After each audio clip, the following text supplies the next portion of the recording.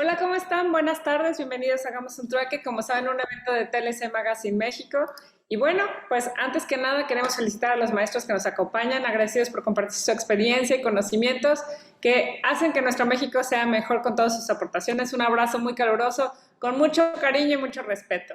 Y bueno, buenas tardes a todos nuestros panelistas, espero que hayan tenido un fin de semana maravilloso. Yo le mando también, les presumo que mi hijo, el grande Leonardo, cumplió 15 años también el día de ayer, es mi maestrito, que como primer hijo creo que también fue mi maestro y sigue siendo mi maestro de vida porque los hijos también nos enseñan muchas cosas, así que bueno, pues les presumo que cumplió sus primeras 15 primaveras, ¿no? Cumplió 15 años. Pues ¿No lo felicidades a Leo. Está apagado su micrófono, doctor. Felicidades a Leo, ¿eh? Muy bien. Felicidades y si bailó el vals. Pues lo quise hacer, pero no se dejó. Debe haber bailado una jarana. Algo tiene que bailar, pero La no sé. trova yucateca. Ándale, yucateca. algo así quisimos. Con su Pero guayabera y sus guarachitos. así estábamos el día de ayer. Y bueno, también les platico que hace más de 10 años en TLC decidimos convertirnos de un despacho que realmente nos dedicamos nada más a defensa, lo convertimos en el tema de enfocarnos en la parte preventiva y así comenzamos a apoyar a las empresas a crear esquemas preventivos y de cumplimiento. Así que a lo mejor no estaba tan de moda el término de compliance, pero realmente en TLC ya tenemos muchos años enfocándonos en el tema de cumplimiento. Pero realmente para poder cumplir no hay nada como tener que actualizarnos y estar al pendiente de todas las nuevas reglas y cambios que la autoridad tiene para nosotros. Así que el día de hoy nos acompaña nuestro querido doctor Ricardo Méndez para que nos platique de las reglas y actualizaciones del 2022. Bienvenido, Richard. ¿Cómo estás? Bienvenido a hacer un trueque otra vez. ¿Qué tal? Buenas tardes a todos. Feliz día del maestro, a quienes han impartido cátedra. ¿Qué tal, doctor? Gracias. Espero que Igualmente. no hayas escuchado al doctor Carvajal, que casi sale corriendo. ¿Lo escuchaste, Richard? No es cierto. Es pura guasa, puro cariño. Bueno, pues básicamente yo creo que vamos a aprovechar, Ricardo, no te quiero quitar mucho tiempo porque realmente hay muchas actualizaciones en este primer semestre del 2022, pero antes déjame compartir un dato peque del trueque, por favor, Richard.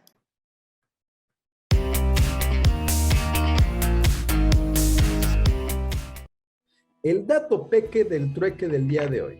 Proceso para renovaciones de operador económico autorizado. Bueno, además de los múltiples beneficios fiscales y aduaneros que las empresas obtienen al lograr el registro en el esquema de certificación de empresas en la modalidad de operador económico autorizado por sus siglas OEA, también se adquieren obligaciones necesarias para su mantenimiento, entre ellas la renovación. Este proceso nosotros lo vamos a encontrar establecido en las reglas 7.2.1 y 7.2.3 de las reglas generales de comercio exterior vigentes al día de hoy, en donde se dan a conocer los requerimientos y las obligaciones con que deben contar las empresas para su solicitud de renovación y evitar la cancelación de su certificación. Uno de los requerimientos principales para las empresas que buscan adherirse a la certificación OEA es el pago de derechos, cuyo monto se encuentra establecido en el artículo 40, inciso M, de la Ley Federal de los Derechos. Esto para el periodo 2022 será de 33,004 pesos. Y conforme a la regla 7.2.3 de las reglas generales de comercio exterior, la renovación del registro en el esquema de certificación de empresas se va a llevar a cabo a través de la Administración General de Auditoría de Comercio Exterior, AGACE por sus siglas. Esto a través de la ventanilla digital y por medio del aviso único de renovación en el registro del esquema de certificación de empresas. Lo tienes que hacer dentro de los 30 días previos al vencimiento del plazo de vigencia, dentro de los 30 días previos. En este aviso vas a declarar bajo protesta de decir verdad que las circunstancias por las que se te otorgó la autorización no han variado y que continúan cumpliendo con los requisitos inherentes a la misma. Las empresas deben de tener en cuenta que en caso de que no presenten el aviso en tiempo, en forma, la autoridad lo considerará como no presentado, por lo cual no se llevará a cabo la renovación. Esto conforme a la regla 7.2.5 de las mismas reglas generales de comercio exterior. Esta es una causal de cancelación, por lo que debes de solicitar a través de ventanilla digital el formato y enviarlo a este formato de solicitud para obtener esta renovación de registro. La empresa puede considerar por renovado el registro de certificación al día hábil siguiente a la fecha de acuse de recepción del aviso, y la nueva fecha de vigencia sería el día siguiente en que concluya la vigencia inmediata anterior. Adicional al pago por la renovación, las empresas certificadas deben de cumplir con el pago anual de derechos. Esto de acuerdo con la fracción 10 de la regla 7.2.1, la cual establece que las empresas certificadas en cualquiera de sus modalidades y vigencias deberán realizar el pago anual de derechos a través del esquema electrónico E5 al cumplirse 1 y 2 años de que se emita la resolución por la que se autorice su registro. Y una vez que se realiza este pago, las empresas deben de presentarlo con un escrito libre en las oficinas de la Administración General de Auditoría de Comercio Exterior. Ojo, dentro de los 15 días siguientes a la presentación electrónica del mismo. Yo te invito a que te acerques con los expertos de TLC Asociados para que conozcas más acerca de este proceso de renovación del registro en el esquema de certificación de empresas modalidad operador económico autorizado y te mantengas cumpliendo permanentemente, porque muchas veces te dicen, no, pues está muy fácil, no sucede nada. ¿Y qué sucede? Que dejas de cumplir de manera permanente con una serie de obligaciones que son transversales, no nada más con la materia aduanera, sino también con otras materias. Aquí el dato peque del trueque del día de hoy. Bueno, pues los invito a que sigan los datos peques del trueque en YouTube también, que están ahí por si están interesados en repetirlo. Y bueno, para darte la palabra, Richard, permíteme rápidamente leer tu semblanza. Ya sé que todo el mundo te conoce, pero de todas maneras, el doctor Ricardo Méndez Castro es director de consultoría en TLC Asociados y socio de Trinidad Law College, licenciado en Comercio Exterior y Aduanas por TBC, licenciado en Derecho por la Universidad de Humanitas, maestro en Derecho Fiscal por la Universidad Iberoamericana en Tijuana y doctor en Derecho Aduanero y de Comercio Exterior por el CUEC Ciudad de México. Cuenta con numerosas certificaciones en ISO relacionadas con cumplimiento, riesgos, por mencionar algunos. Además, es certificado en curso perito en compliance por el Instituto Oficiales de Cumplimiento, certificado en reglas Incoterms 2020 y transporte por la ICC México. Articulista en temas aduaneros y de comercio exterior en TLC Magazine y otras revistas especializadas. Autor de 9 libros relacionados con la materia aduanera y de comercio exterior, que por cierto, nuestra alma mater CUEC publicó su nuevo libro, que no sé si por ahí, Isa, lo tienes, para presumirlo, que el doctor Ricardo Méndez tiene su nuevo libro de Compliance Aduanero Mexicano, que ya está disponible también en ebook y que lo pueden obviamente encontrar para la compra y bueno, hay que presumirlo. Felicidades, Richard, por el libro y bueno, pues bienvenido a Hacer un Trueque. Muchas gracias. ¿Qué tal? Buenas tardes. Pues muchísimas gracias ahí por la introducción. Y vamos a avanzar con ese tema. Por cierto que el doctor Máximo también va a estar allá el 29 de septiembre, ¿no? En la Ciudad de México, un evento de la Academia de Derecho Aduanero Internacional. Para que estén, Parece que sí, sí. Para que estén pendientes de escuchar a uno de los pilares del derecho aduanero en México, ¿no? Vamos a hacer 5. Bueno, pero de México, los No, son de Sudamérica, ¿no? Es de Argentina, de Chile, de Brasil, de Portugal y uno de México. Ahí está. Pues vamos a estar pendientes, doctor, para seguirlo en ese evento. Gracias, Pues vamos a avanzar en ese tema que, como hemos visto, se han anunciado también otros cambios relacionados con el despacho aduanero. Pues ahí tenemos ya los lineamientos del aviso de cruce que ya próximamente vamos a estar platicando acerca de ese tema.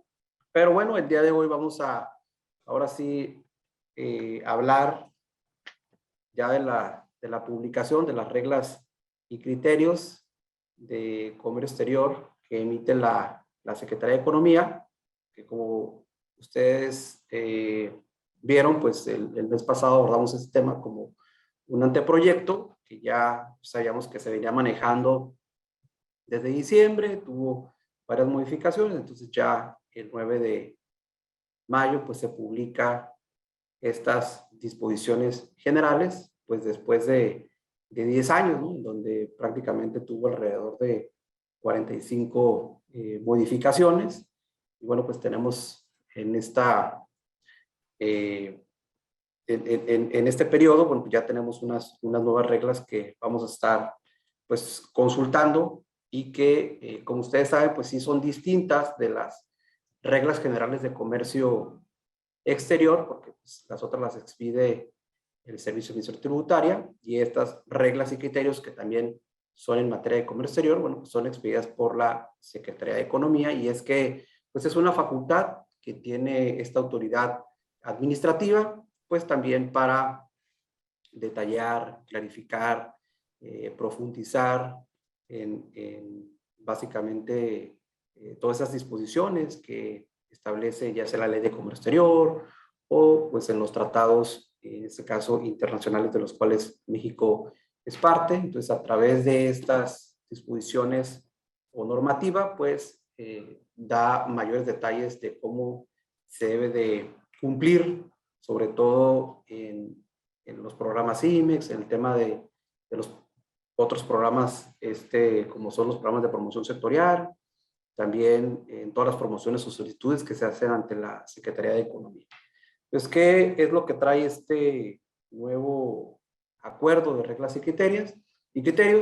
Bueno, pues aquí prácticamente haciendo una síntesis, si hacemos ese comparativo, pues que son 4 títulos, anteriormente eran 5 títulos. Lo que pasa es que el título quinto, que era el que establecía los requisitos sobre todo del contenido, de algún certificado, algún registro de producto de elegibilidad, el programa IMEX, los permisos, etcétera, venían estructurados de una forma en la cual se establecía requisitos y luego había otras reglas que establecían los tiempos de resolución, y lo que se hizo ahora fue pues todos esos requisitos y tiempos los incorporaron ya pues al capítulo que le corresponde. Entonces es una forma de simplificar la estructura,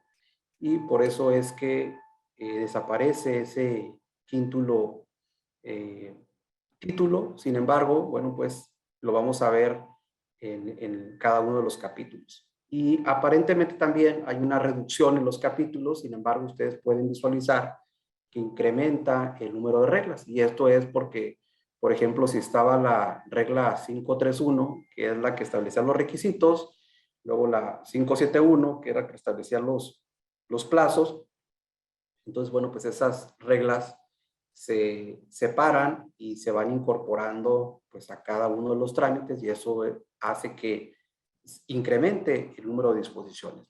En el caso de los anexos, quedaron de la misma forma. Bueno, pues también es importante tomar en consideración los transitorios, porque si bien es cierto, esta disposición entró el día de su publicación, es decir, el 9 de mayo, también, bueno, pues tenemos que revisar pues cuáles son esas disposiciones que todavía se encuentran pendientes, y también nos sirve para, sobre todo, tener claridad en alguna gestión que se está llevando a cabo o alguna promoción o resolución que se haya obtenido con antelación por parte de la autoridad, que posiblemente quede sin efectos, y ahorita vamos a comentar algunos ejemplos. Esta es brevemente la estructura. Solamente por cuestiones de tiempo me voy a enfocar en algunas disposiciones que considero en este caso relevantes, y ya si tienen alguna pregunta, algún comentario, pues pueden escribirlo en el chat para finalizar, analizarlos, ¿no? Entonces, esta es la estructura como quedó derivado de la publicación. Lo separé en este caso por recuadros para identificarlos, y aparentemente, les digo, no hay cambios, sobre todo en la estructura, pero vamos a ver que algunas disposiciones, pues en este caso, sí tienen algunos temas ahí que deben analizarse, ¿no? Sobre todo en el caso de las empresas IMEX. Aquí, sobre el tema de los anexos, desde mi perspectiva, bueno, pues los más importantes puede ser el anexo 221, porque ese es el que establece cuáles son las fracciones arancelarias que están sujetas a permiso previo o aviso automático. En el caso del anexo 241, que es el que evidentemente tiene los requisitos, ¿no?, de las mercancías que están sujetas al cumplimiento de normas oficiales mexicanas.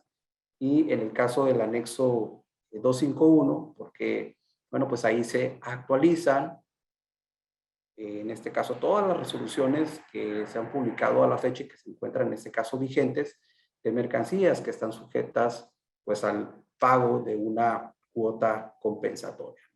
Y ya los demás pues sí son complemento, también pues, dependiendo del tipo de gestión que realizan en la práctica, pues es conforme ustedes se van a ir especializando, ¿no?, en cada uno de estos anexos. Vean, una parte importante sobre todo es en esta regla 121 que introducen unos conceptos. El primero, el de empresa certificada.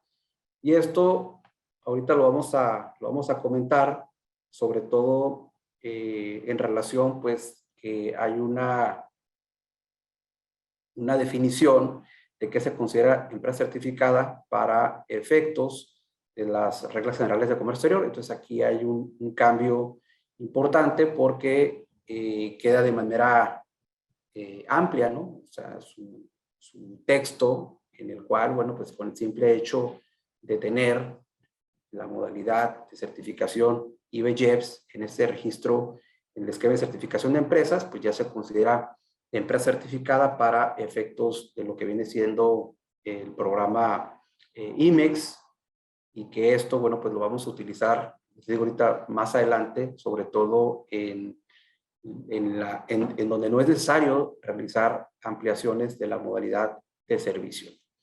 Luego tenemos las mercancías sensibles, que ya sabíamos cuáles eran, ¿no? El textil, el acero, el caso del azúcar, el aluminio, algunos desperdicios de metal, el tabaco y algunas fracciones de la 98 de operaciones especiales, pues que estaban consideradas como sensibles, y también el anexo 332, que básicamente trae el tema de los neumáticos usados o que están considerados algunas partes como desperdicios. Entonces, esto ya lo sabíamos, pero se crea ahí un concepto. Luego, adicionalmente, viene el tema de dar a conocer, pues, que existe una ventanilla de atención al público por parte de la Dirección General de Facilitación Comercial y de Comercio Exterior, lo cual, bueno, pues es positivo. Eso también, bueno, pues está, por ejemplo, por parte del SAT, publicado tanto en las reglas generales de comercio exterior, en particular en el anexo de los glosarios, del glosario y los acrónimos, y asimismo, por ejemplo, también en lo que es el anexo 26 de la resolución miscelánea fiscal.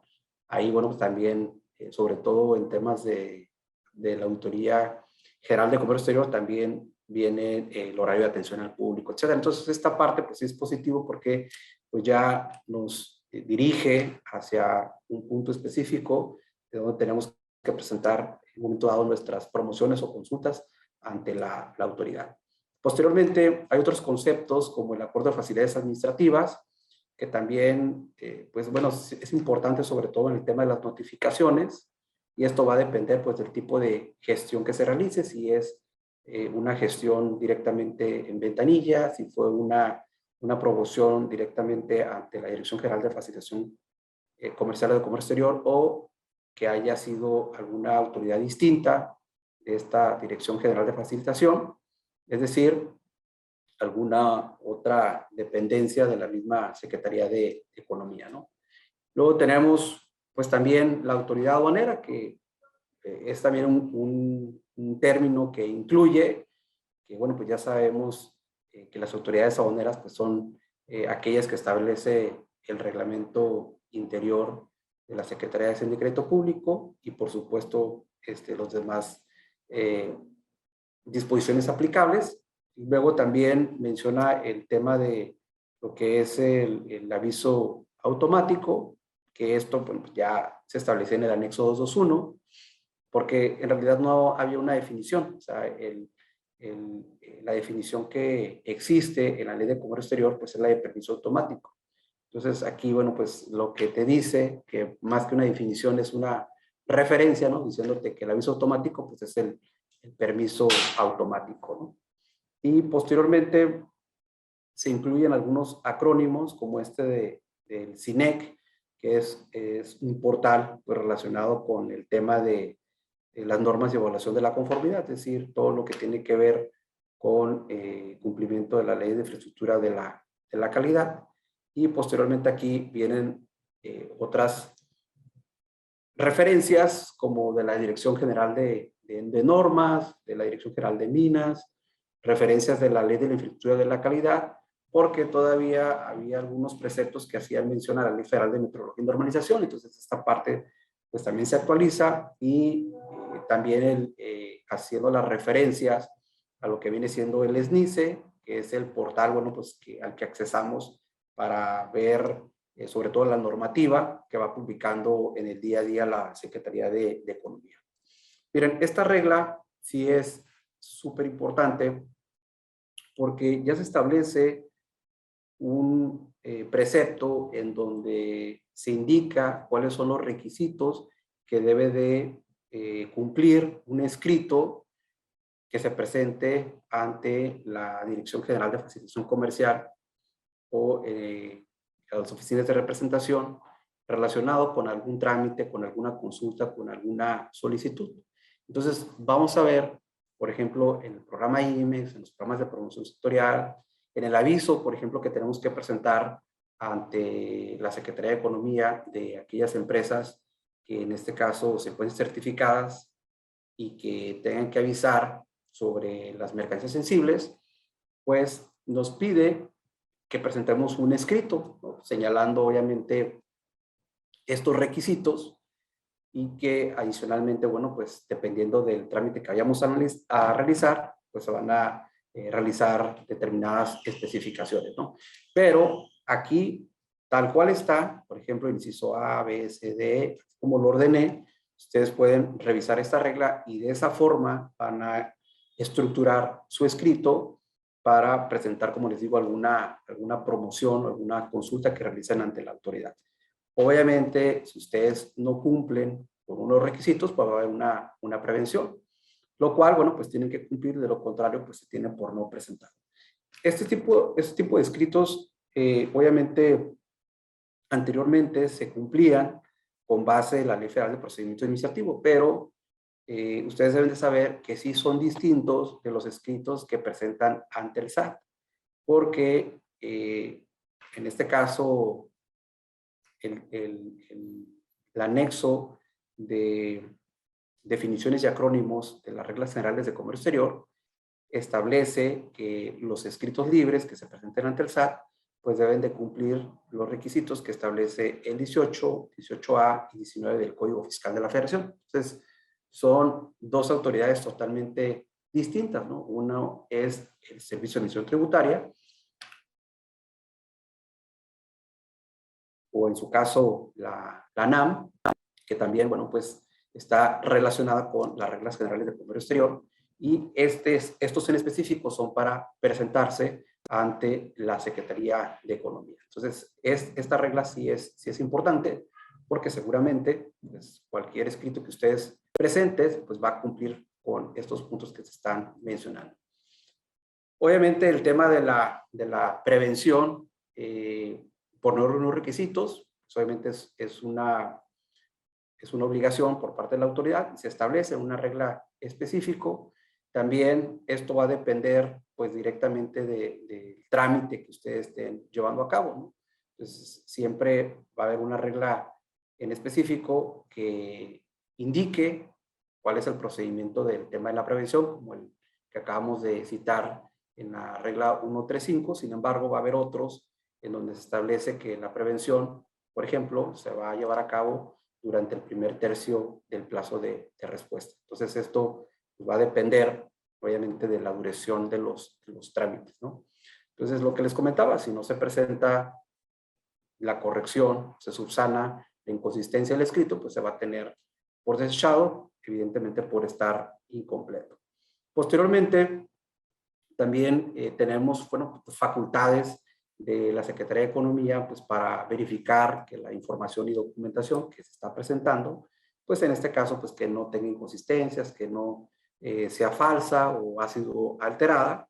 Y bueno, pues si esto se hace con posterioridad, es decir, no por el hecho de que haya obtenido una resolución positiva, pues quiere decir que ya quedó autorizado, ¿no? Si posteriormente la autoridad identifica que la información que se presentó en la gestión fue de manera falsa, inconsistente, etcétera, pues bueno, pues obviamente la resolución va a quedar en este caso anulada. Entonces también es importante siempre estar revisando toda la información y documentación que sea veraz para que no tengamos estos problemas.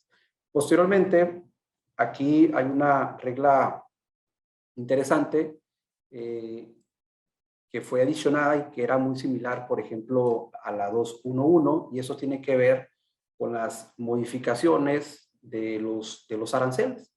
Es decir, ustedes como empresa o particulares, si hay algo que ustedes pueden realizar es una solicitud para modificar aranceles, ¿no? Tanto es así que, por ejemplo, está para efectos del número de identificación comercial. En el acuerdo donde se crean los famosos NICO, también existe la posibilidad de crear NICOs. Bueno, pues aquí de manera específica fue creada la regla 212, que esto se hace con la finalidad de modificar la nomenclatura arancelaria. Obviamente, pues hay que hacer una justificación, enviar la documentación correspondiente, cumplir todos los requisitos que establece esta normativa para efectos de que sea aceptada una propuesta. O sea, no es tan sencillo, pero bueno, pues por lo menos existe en este caso la opción, ¿no? Luego tenemos otra parte importante relacionado con el tema de los avisos automáticos. Acuérdense que los avisos automáticos, pues hay diferentes tipos, ¿no? Está para el caso de exportación para el tomate, tomatillo, luego tenemos avisos automáticos para las máquinas juegos de azar, pero en el caso del sector siderúrgico, bueno, pues tiene que cumplir con esos famosos avisos automáticos. Aquí la parte importante es que hace precisiones sobre el término del certificado de molino y certificado de calidad, porque anteriormente era una definición conjunta que no se entendía muy bien, entonces ya pues ahora te dice que el documento expedido por el molino que acredita la empresa que produjo el acero, bueno, pues es el certificado de molino. El certificado de calidad, pues el documento emitido y avalado por el fabricante de la mercancía a importar. Un aspecto relevante es básicamente que ahora ya indica que el documento, es decir, el certificado de molino, el certificado de calidad, debe estar firmado autógrafamente. Anteriormente se rechazaban los documentos cuando pues, no estaban, en este caso, firmados autógrafamente. Entonces, ahora ya se establece un supuesto adicional. De manera adicional, se establece que pueden tener un código QR, obviamente relacionado pues, con los datos de quien suscribe el documento. Entonces, en la práctica, de hecho, el día de hoy estábamos revisando ahí con un cliente, bueno, pues que algunos de los certificados de molino que tenía, sí tenían el código QR. Solamente pues, ahí había que revisar que efectivamente fueran los datos de quien suscribe el documento. Entonces, pues sí es un cambio novedoso, sobre todo porque ya vemos en la práctica que hasta certificados de origen tienen código QR. Bueno, ¿qué fue lo que cambió ya en cuanto a la estructura de los requisitos que se establecen las propias reglas? Acuérdense que cuando nosotros vemos una gestión en ventanilla, independientemente que estén los manuales, que los haya emitido la Secretaría de Economía, todos los campos que son necesarios para que nos autoricen un aviso, un permiso, un registro de programa INE, etcétera, debe de estar evidentemente publicado, que ese es un requisito indispensable para poder gestionar ese trámite. De lo contrario, bueno, pues no habría certeza jurídica, aunque a veces pues sabemos que todo esto se da a conocer a través de boletines en ocasiones. Bueno, entonces ustedes ingresan al portal de la ventanilla única, se van a trámites nuevos, Secretaría de Economía, ya que seleccionan Secretaría de Economía, pues buscan el listado de los avisos automáticos de productos siderúrgicos y entran a esta parte. Obviamente, en la pestaña solicitante, pues vienen los datos de la empresa, los datos de la planta, y nos vamos a los datos de la solicitud. Entonces aquí vamos a ver esa estructura, los datos del régimen, la clasificación, que obviamente sabemos que es para definitivos, pero viene obviamente los datos de la mercancía. Siempre ha sido un tema porque en el caso particular de lo que estábamos viendo ahorita, la regla, por ejemplo, la 2219, no se establece claramente qué es lo que yo debo de indicar, ¿no?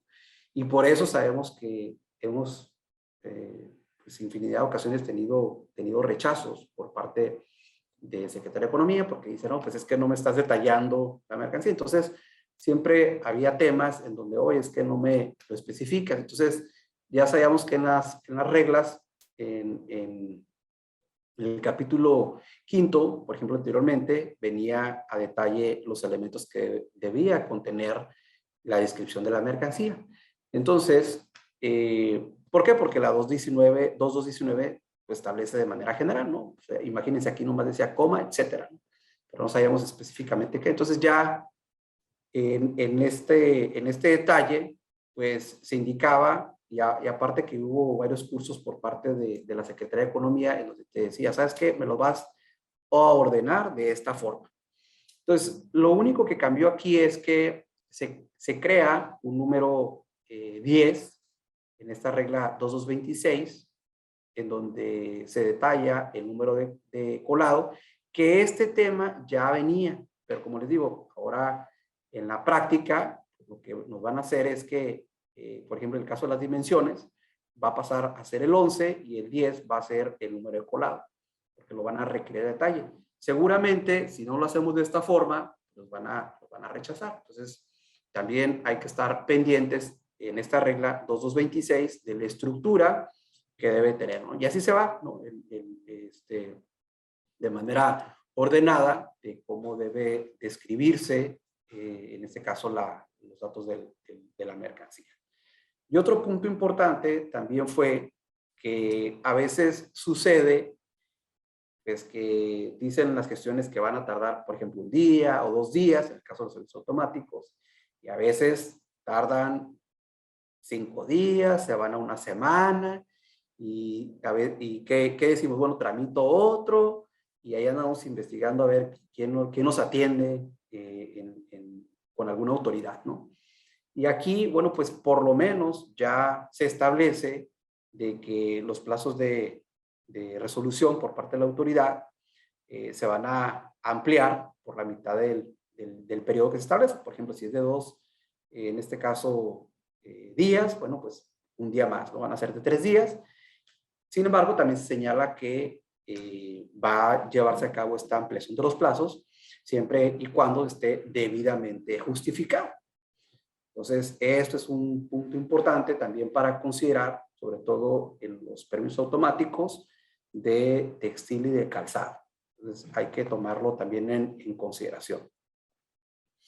Luego, en lo que respecta a las cuotas compensatorias, pues aquí prácticamente se establece, por ejemplo, en la regla 253, si existe una diferencia en la redacción del anexo 251, aquí les puse un ejemplo del sulfato de amonio, y la resolución, obviamente la publicada en el Diario Oficial de la Federación, pues va a prevalecer la que fue publicada en el diario, ¿okay? La que establece el pago de la cuota, ¿no? Que esto, pues obviamente es porque si aquí hay un error y ustedes pagan de manera incorrecta, pues obviamente la autoridad fiscal pues te va a determinar el crédito y aparte la omisión, ¿no? Entonces, por eso te está señalando que pues prácticamente este anexo 251 es de referencia, que ya lo sabíamos, pero bueno, ahí te lo indica nuevamente. Luego tenemos en la regla 254, en donde se establece que, bueno, pues que estas cuotas completorias van a ser aplicadas conforme al procedimiento que haya emitido, ya sea provisional o el definitivo, y que pues van a estarse actualizando pues estos anexos pues cada 6 meses, ¿no? En particular de las cuotas compensatorias.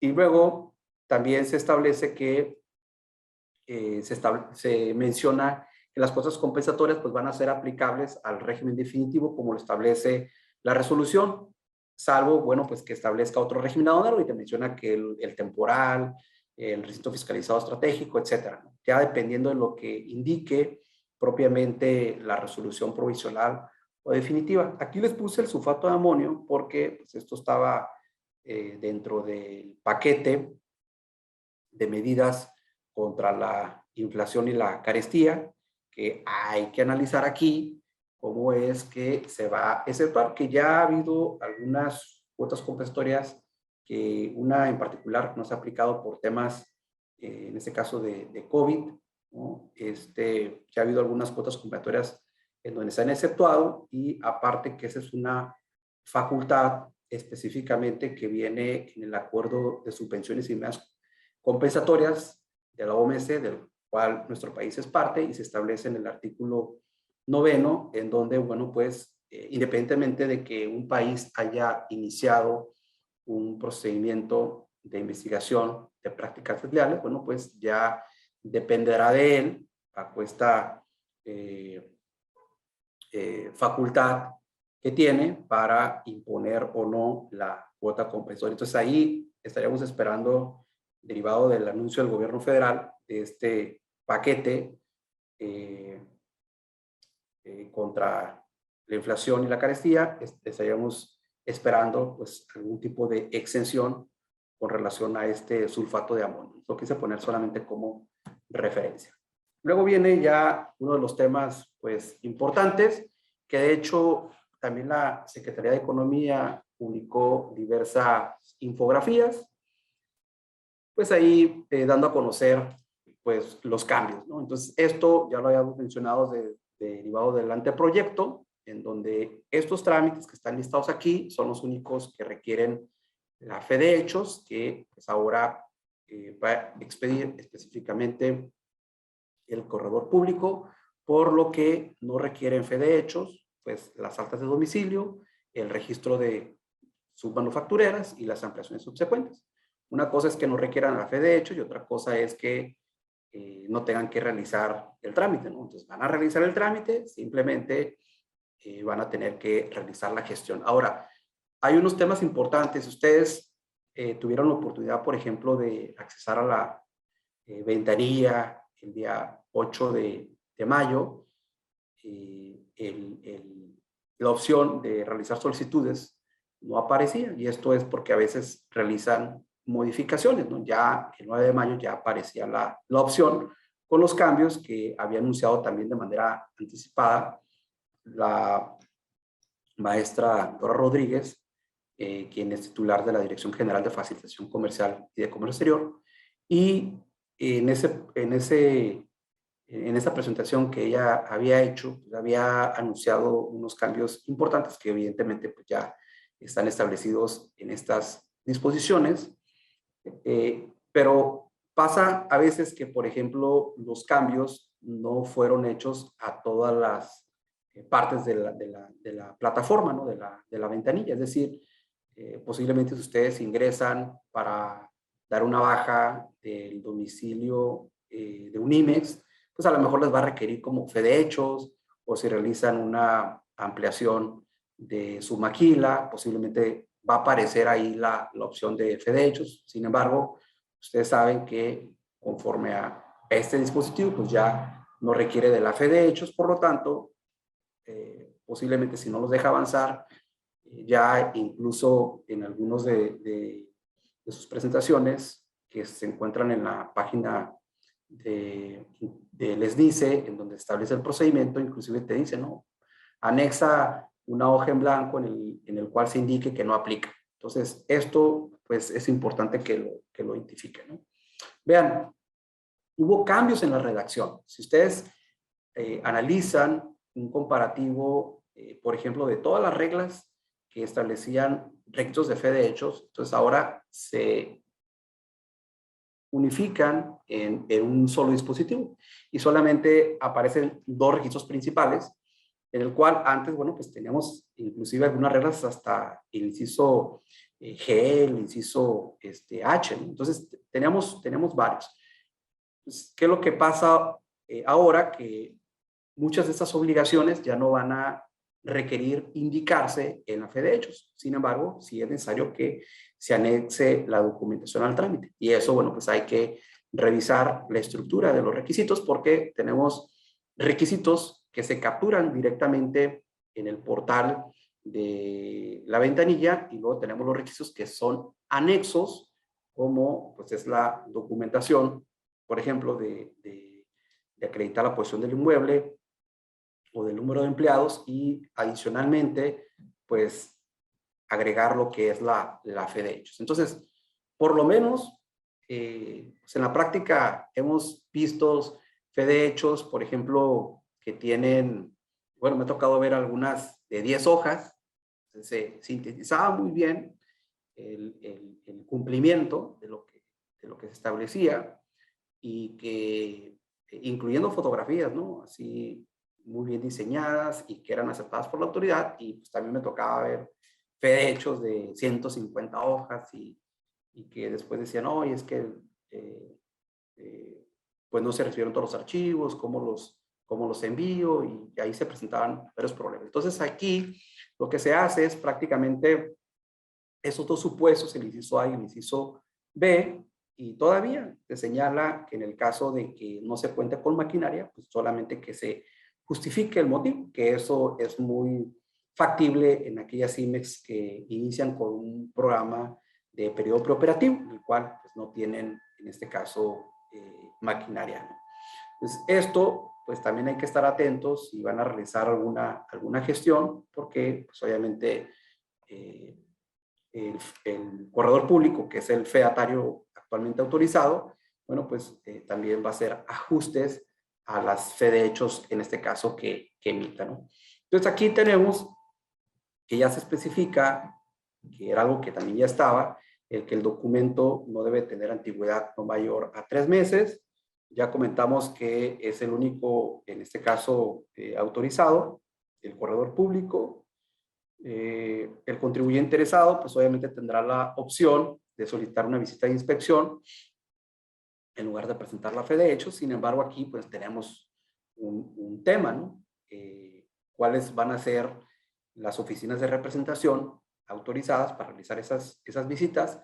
Y si también van a participar las secretarías de Estado, es decir, bueno, más bien las secretarías de las entidades federativas de los estados van a participar, pues cuáles van a ser esas autorizadas, ¿no? Entonces, eso todavía está ahí pendiente. Lo único que se publicó, bueno, fue la lista de los corredores públicos autorizados, y también dentro de los transitorios se establece un supuesto en el cual todavía estos 6 meses pues van a estar recibiendo, que vienen siendo fe de hechos emitidas por notario público, pero una vez que pasen esos 6 meses, pues ya únicamente se va a recibir por parte de corredores públicos, ¿no? Entonces, esta parte también para tenerlo en consideración. Entonces, aquí está el listado. Ahí les puse en la parte de arriba la liga, que da a conocer en la infografía la Secretaría de Economía, y obviamente se van aquí a la opción de padrón. Va a estar un archivo descargable y ustedes van a poder ver ese listado, pues donde ya te aparecen los datos del corredor, de dónde se encuentra ubicado, y los datos de contacto, bueno, pues para el caso de que quieran realizar alguna gestión que ahora sí que tenga la obligación de presentar fe de hechos, pues ustedes ya podrán seleccionar a alguno de los especialistas que dio a conocer en este catálogo la autoridad, ¿no? Bueno, otro punto importante, pues es el tema de las empresas que pueden estar en un mismo domicilio, lo cual, bueno, pues eso ya es factible de hace mucho tiempo, simplemente que aquí había dos criterios. Había un criterio por allá del 2019 y luego el del 2020, y eso es bien importante porque esos criterios pues ya quedan sin efectos. Entonces ahora lo que se establece, bueno, pues ya indica que se entenderá por instalación delimitada, independiente, y cuando pues podrán estar de manera conjunta y solamente tener ahí algunas divisiones que no sé, que sean distintas pues de bardas o muros o mallas ciclónicas, etcétera. Entonces, eso también es importante, bueno, pues en el caso de que pretendan que dentro del domicilio inscribir pues a otra empresa con programa ahí. Entonces hay que tenerlo también en consideración. Luego, con respecto al reporte anual de operaciones de comercio exterior, bueno, pues ya saben que este es el mes del reporte anual, que ahora ya, bueno, esto debe haberse publicado en abril, ¿no? Para que se extendiera por lo menos un mes adicional para la prestación del reporte, pero bueno, pues para el próximo año ya las empresas, independientemente si tienen Proce, Caltex, Essex, que todavía hay algunas que tienen ahí, aunque sean programas, estos dos últimos que se hayan abrogado, bueno, pues ya lo van a presentar durante el mes de mayo. Y bueno, aquí solamente hay unas precisiones en donde se incluye el tema de los pedimentos virtuales, y en el caso de que se haya obtenido una empresa con programa IMEX el año inmediato anterior, no estaría obligada a cumplir el requisito de exportación del 10% de la facturación total, o los $500,000, pero bueno, pues tiene la obligación de presentar en ese supuesto el reporte, ¿no? Entonces, en esencia, el reporte sigue siendo el mismo, declarar el tema de las ventas totales con respecto a las totales de exportaciones, y ya lo demás, pues es un cálculo básico ahí que realiza la ventanilla para determinar el 100%, ¿no? Entonces, esto pues ya lo deben de estar presentando este mes. Si tuvieron la oportunidad de presentarlo el mes de abril porque contaban con programa de promoción sectorial, bueno, pues ya cumplieron de todas formas, ¿no? Ahora, hay un tema importante aquí. Les decía, esta regla 3218 se encuentra vinculada con la regla 135, que es la que establece los requisitos del escrito libre, y que anteriormente lo que sucedía era que, por ejemplo, si yo pensaba tramitar una ampliación, lo que sucedía era que yo podía llevarla a cabo de manera adicional, era como una protección de decir, ¿sabes qué? Por si algún día llegan a suspender el IMEX o cancelar el IMEX, pues ya tengo de manera automática pues otro modalidad del IMEX específicamente para efectos del servicio. Entonces, lo que hizo la autoridad, que ya se fueron presentando durante el inicio de este año, algunas negativas en donde te decía, ¿sabes qué? Pues tú eres una empresa IMEX certificada, no tiene la necesidad de realizar una ampliación porque automáticamente puedes en un momento dado obtener la modalidad, ¿no? Entonces, hubo algunos rechazos por parte de la Secretaría de Economía. Sin embargo, al finalizar en las resoluciones, establecía una excepción que señalaba, por ejemplo, que si no considerabas que se apegaban a esos supuestos, bueno, pues que presentaras un escrito libre y que indicaras cuál es el motivo por el cual tú sí querías realizar la gestión. Pero lo que estamos viendo hoy en día es básicamente que lo tiene incorporado de manera automática.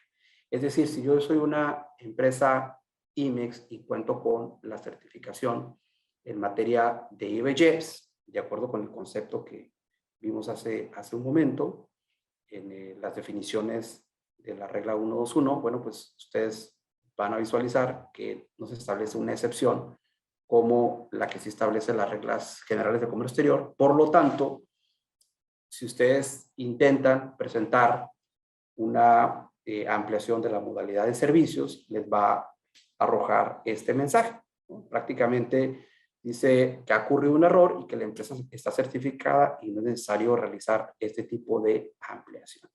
Entonces ya no los va a dejar, ya no vamos a tener como esa doble gestión que hacíamos para efectos de poder, en este caso, obtenerla de manera independiente. Entonces, automáticamente te brinda esta facilidad, ¿no? Entonces, esto también es importante, bueno, pues revisar sobre todo el objeto social de la sociedad y las actividades registradas en el SAT. Porque, por ejemplo, si ustedes revisan algunas disposiciones, ya ahorita está muy vinculado, pues que en realidad ustedes tengan esa actividad que estén llevando a cabo, ¿no? Entonces es bien importante que lo revisen, ¿no? Ahora, otro punto también que debemos de considerar es, en el caso de las empresas certificadas en IBGEPS, es que deben de mantener actualizado el expediente. Esta es una nueva regla. Aquí de entrada, pues no te establece una fecha de cumplimiento. Por ejemplo, vamos a ver en las que se presentan avisos cuando hay un cambio de denominación, el RFC, el representante legal, pues te dice hoy en día que es dentro de los 10 días que se haya realizado el cambio, ¿no? O sea, en ese periodo de que se presenta el cambio. Aquí te establece un plazo en específico de cuándo tengo que informar, pero vean, habla específicamente de esas ampliaciones que obviamente primero lo que debemos de tener en consideración es de que una empresa certificada no le aplican las ampliaciones de lo que vienen siendo las mercancías sensibles. De hecho, las empresas que manejan ese tipo de mercancías, pues realizaron una gestión independiente ante el Servicio de Administración Tributaria para poder, en este caso, importar esas mercancías sensibles. Ahora, también debemos de tener en cuenta que la gestión que se realizó ante el Servicio de Administración Tributaria es independiente de lo que viene siendo la Secretaría de Economía. Por lo tanto, suponiendo que si yo presenté una ficha de trámite 118, en el cual inicialmente no vienen especificadas las mercancías, hoy en día se identifica cuáles mercancías son las que están autorizadas para efectos de esta gestión, tenemos que nosotros pues presentar ese escrito libre con los requisitos que acabamos de ver de la 135, en donde indiquemos, bueno, pues que se importan temporalmente bajo el programa IMEX estas fracciones arancelarias con su número de identificación comercial y la descripción.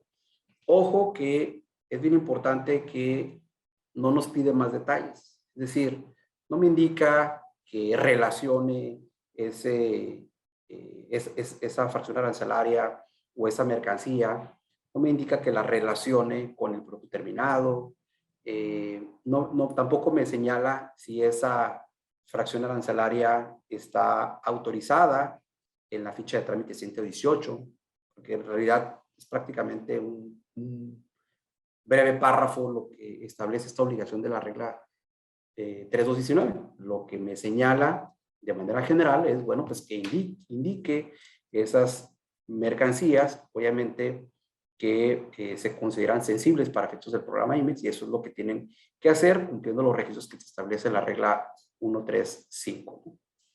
Adicionalmente, bueno, tenemos la regla 3223, en donde establece el periodo preoperativo, pero aquí lo importante es que se puede ampliar este periodo preoperativo por 3 meses. Y es que en la práctica puede ser a lo mejor que no haya llegado la maquinaria y que en un momento dado no puedo iniciar operaciones.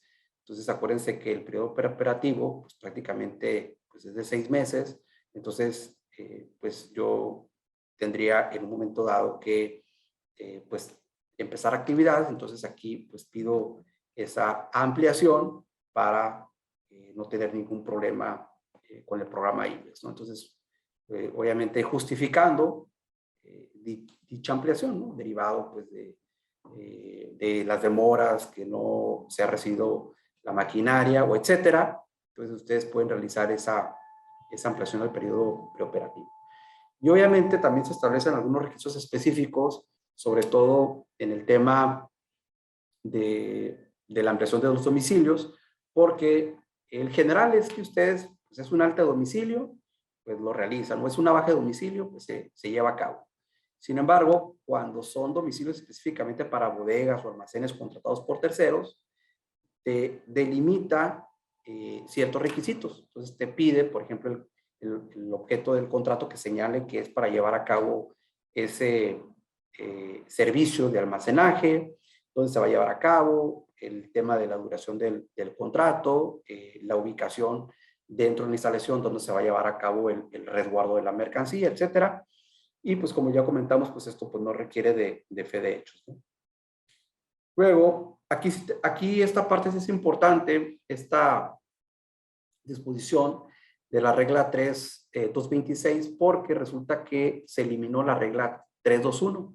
La regla 3.2.1 lo que señalaba era que las operaciones de desensamble, recuperación de materiales o recondicionamiento se entendía que eran parte del proceso industrial.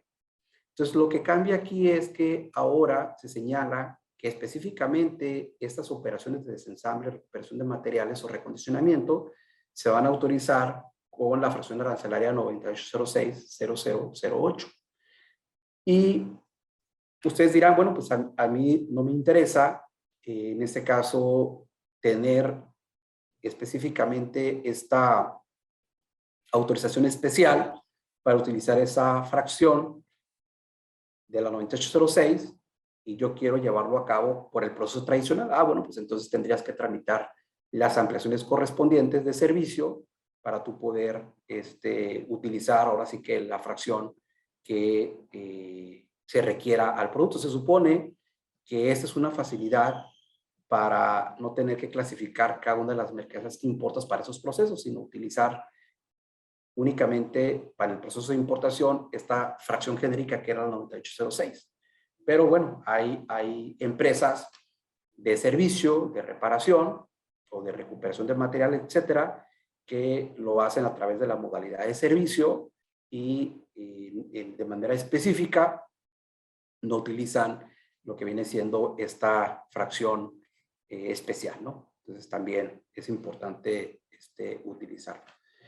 Luego tenemos la regla 3.237, en donde prácticamente el tema de los plazos, que la autoridad, bueno, pues se va a tomar los 15 días y va a empezar a computar lo que viene siendo esos 15 días a partir de que quede debidamente integrado el expediente, lo cual a lo mejor pudiera llevarse ahí otros días más, porque suponiendo que hay una visita por parte de alguna oficina de representación, bueno, pues a partir de que recibe la notificación, va a asistir a realizar esa visita dentro de los primeros 10 días. Entonces aquí la parte importante, bueno, pues es que se introduce este supuesto en el cual empiezan a computarse los días a partir de que quede debidamente integrado el expediente.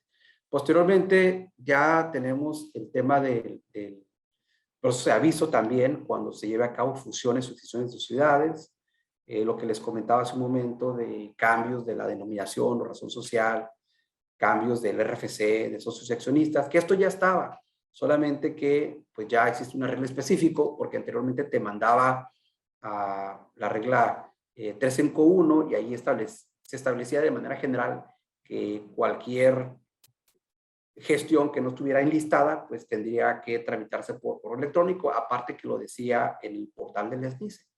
De hecho, bueno, pues ustedes pueden aquí ver incluso las guías que tiene la Secretaría de Economía, donde te indica cuál es el procedimiento que debes, en este caso, de realizar. Y prácticamente, pues te decía, ¿no? Si eres socio accionista, los campos que tienes que seleccionar, y finalizaba con esta pantalla en donde te decía que tenías que mandar un escrito libre. Bueno, pues esto ya viene en una regla específica y el escrito libre, pues sabemos que debe de cumplir con la regla 135. Pues esto, pues ya muchos lo realizamos, ¿no? Luego tenemos el de la regla 3240, que se establece la posibilidad de que la empresa pueda suspender el programa IMEX por 6 meses. Y esto, bueno, pues sabemos que se presentó en la práctica ahora por cuestiones del COVID. Bueno, pues aquí ya por algún supuesto de la empresa que no pueda continuar operaciones, pues ya se establece este procedimiento de suspensión de lo que viene siendo el programa IMEX. Obviamente esto no viene como tal en el tema de la certificación de IBEX, ¿no? Por lo tanto, bueno, pues allá, si no cumple con los porcentajes del 60%, pues la perdería. Luego se establece prácticamente en lo que viene siendo las autorizaciones de ampliación de mercancías sensibles, este supuesto en el cual pues se debe demostrar el 100% del volumen total importado, o en su caso justificar por qué no se ejerció el 100% del volumen, y anteriormente hacía referencia al 70% del volumen consignado. Entonces aquí recordemos que cuando hay una solicitud de ampliación subsecuente, de ampliación primeramente, ya después las subsecuentes, se debe de utilizar pues el producto que es por el cual se está realizando esa solicitud a la Secretaría de Economía. En el caso del plazo también para que la autoridad autorice estas ampliaciones de mercancías sensibles, bueno, pues va a ser el mismo proceso, que son los 15 días y empieza a computarse a partir de que queda debidamente integrado el expediente, y bueno, pues no se va a poder presentar ninguna solicitud hasta en tanto no concluya. De lo contrario, pues se tiene por desechada. Y bueno, pues también se establece que en el caso de una visita por parte de la Secretaría de Economía, bueno, pues aquí también se va a tomar, en este caso, dentro de los 10 días después de que recibe la notificación. Entonces, ese tema, pues es importante porque pues ya en las gestiones debemos de tomarlo en consideración. Luego también en el tema de lo que viene siendo los programas de promoción sectorial, ya para ir concluyendo, pues aquí lo que tenemos es unas precisiones en cuanto al tema también de la 9806, porque también es posible aplicarlo por empresas que tengan programa de promoción sectorial. Y lo que se establece es unas precisiones sobre todo los productos remanufacturados, en donde se señala que deben tener una vida, tener una expectativa de vida y rendimiento igual como si fuera un producto nuevo, ¿no? Luego también en el tema de la regla 3411, lo que se establece es que las instrucciones que se van a dar a conocer sobre lo que viene siendo el reporte anual, pues van a presentarse en el caso del SNICE, ahí es donde se van a dar a conocer. Y también en lo que viene siendo la regla 3418, ustedes cuando ven una autorización de programa de promoción sectorial, van a ver que tiene una estructura, ¿no? Obviamente el asunto de que es una autorización, van a tener la parte de los fundamentos, van a tener los productos que en un momento dado, en este caso, o sectores que fueron autorizados y requisitos prácticamente que establece dentro de estas reglas. Pero aquí hay una parte importante en donde señala prácticamente que la fracción tercera no debe de aplicarse, porque obviamente pues ya quedó eliminada, y es que establece el listado de los productos a producir. Es decir, si yo tengo el sector, vamos a poner el 12 de plástico, bueno, pues todo lo que entra en el sector 12 de plástico. Tengo el sector de las autopartes del 19. Bueno, pues todo lo que viene siendo el sector de autopartes o el de textil del 20, etcétera, etcétera. Entonces, lo que se indica es que en la resolución que emite la autoridad no debe de aparecer por lo menos esa información. Y esto, bueno, pues será en el futuro, ¿no? Para los que realicen trámites nuevos. Posteriormente tenemos la regla 3419, en el cual, bueno, pues de igual manera el tema de los plazos, que básicamente se va a los 15 días, y que si hay una visita por parte de la autoridad, bueno, pues en este caso se van a considerar 10 días para que lleve a cabo esa visita. También el tema de los avisos por parte de fusión y decisión de sociedades, que es muy similar al tema de las IMEX. Y en el caso importante también, donde se abrogan aquellos criterios y resoluciones que sean contrarias a las nuevas disposiciones. Ahorita vamos a mencionar unos ejemplos, sobre todo con las normas oficiales mexicanas. Bueno, ¿qué es lo que sucedió aquí? Se publica el anexo 241, básicamente está estructurado ahora por 5 numerales. Sabemos que los numerales del 5 al 13, bueno, pues pasan a formar parte de las reglas, que son del 411 al 2414. Entonces hay una reestructuración en el tema de los numerales, por lo tanto, la regla, el anexo 241 tiene 5 numerales y contiene el listado, ya sea de fracciones arancelarias que están sujetas a certificado, las que van a cumplir con la NOM 13 de Semarnat, las que están sujetas a etiquetado y aquellas que son específicamente para exportación, y las de emergencia, que en las de emergencia no hay ninguna, ¿no? Pero bueno, pues ahí está el numeral quinto. Entonces tenemos, obviamente, listadas en el numeral 1, todas las que son, en este caso, de certificado, tenemos el numeral 1, todas las de certificado. Posteriormente tenemos en el numeral 3, que ahí me brinqué, ¿no? Me brinqué el numeral 3 y tenemos todas las de etiquetado. Esto es bien importante porque pues, a veces las NOM, sabemos que tenemos que catalogarlas porque inclusive para temas de sanciones, pues se aplica de manera distinta, ¿no? Entonces, obviamente hubo modificaciones, sobre todo al numeral anteriormente el 10, que hoy es la regla 2411, y hay unos cambios bien específicos, sobre todo en la fracción 9, que hay un incremento, sobre todo de valor de $1,000 a los $2,500, y habla del procedimiento que pueden llevar a cabo las empresas de mensajería y paquetería bajo operaciones con pedimento, procedimiento simplificado, que ese tipo de empresas lleven a cabo, ¿no? Porque acuérdense que una empresa de mensajería o paquetería puede importar bajo el RFC directamente el importador o utilizar un RFC genérico de empresas de mensajería. Entonces aquí se establece un monto, les digo, de $2,500. Luego, en el caso de la fracción 9, que 9 bis, que anteriormente era la 9, pues se sigue manteniendo el tema de los $1,000. Pero si hay un cambio en la redacción, porque anteriormente te decía que el valor de la mercancía era de $1,000 y hoy en día refiere a $1,000, pero al valor en aduana, lo cual es distinto. Y es distinto porque el valor en aduana, ustedes saben que debe de incluirse incrementable. Entonces, imagínense, traigo una mercancía de $999, pero traigo un flete de $200 o un seguro de $100, pues evidentemente sobrepasa el valor. Entonces, eso es un tema importante y fue uno de los planteamientos que hicieron. Sin embargo, la autoridad pues no lo consideró. Luego viene esta fracción 17, que prácticamente cambia su descripción para referir ahora a las empresas que tienen el registro en el esquema de certificación de empresas.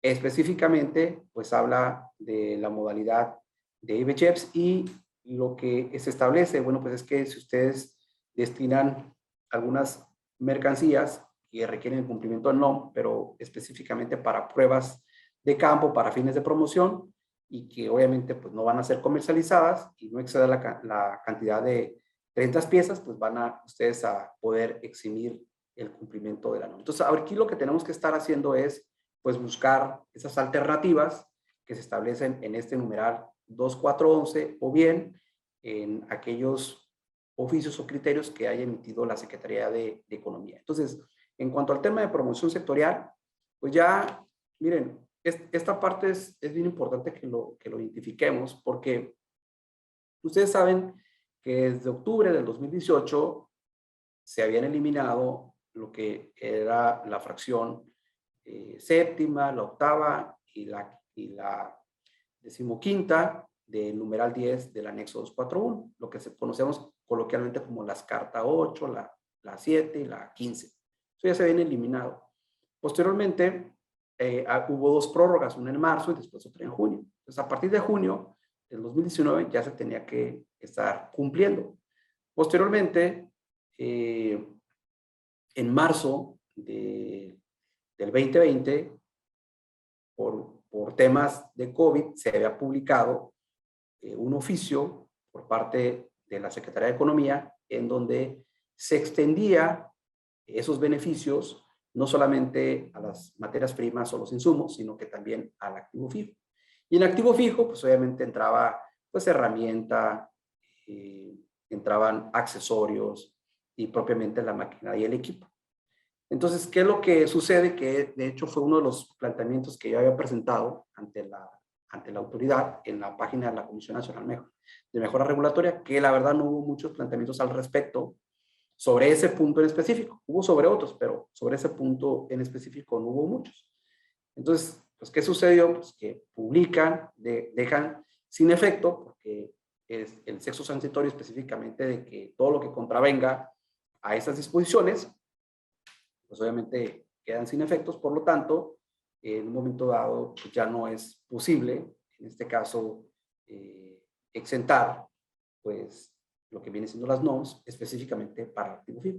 Pero además sí hubo un cambio en la redacción, porque anteriormente tú podías importar sin aplicar el PROSEC, es decir, contabas con el PROSEC, pero no aplicabas el PROSEC. Y hoy en día la redacción es la importación definitiva al amparo de un programa de promoción sectorial. Antes se hacían unas declaraciones ahí en el campo de observaciones, es decir, la empresa cuenta con programa de promoción sectorial. No, hoy te establece que es al amparo de un programa de PROSEC vigente, que se trate de mercancías, específicamente materias primas o insumos. Miren, yo sé que en la práctica hay muchos términos que no se definen. O sea, se define qué es mercancía. Son todos los artículos, productos, efectos o cualesquiera otros bienes, ¿no? Conforme al artículo 2. Pero no te dice que es una materia prima, no te dice que es un insumo, no te dice que es un activo fijo, que a veces, bueno, pues aplicamos ahí otros conceptos para tratar de definir esto, ¿no? Entonces, bueno, pues deja fuera específicamente al activo fijo y hace referencia a que se destinen directamente, porque yo puedo tener algún tipo de, a lo mejor de lubricante o a lo mejor algún tipo de consumible que no se utiliza directamente en el producto, sino que se utiliza indirectamente para realizar el bien, pero no directamente. Entonces, pues aquí, en este caso, lo deja fuera, lo cual, bueno, pues es un tema importante. Sin embargo, les digo, existen otros criterios que desde mi perspectiva sí pueden aplicarse, porque en realidad esos criterios no contravienen a lo que vienen siendo las reglas.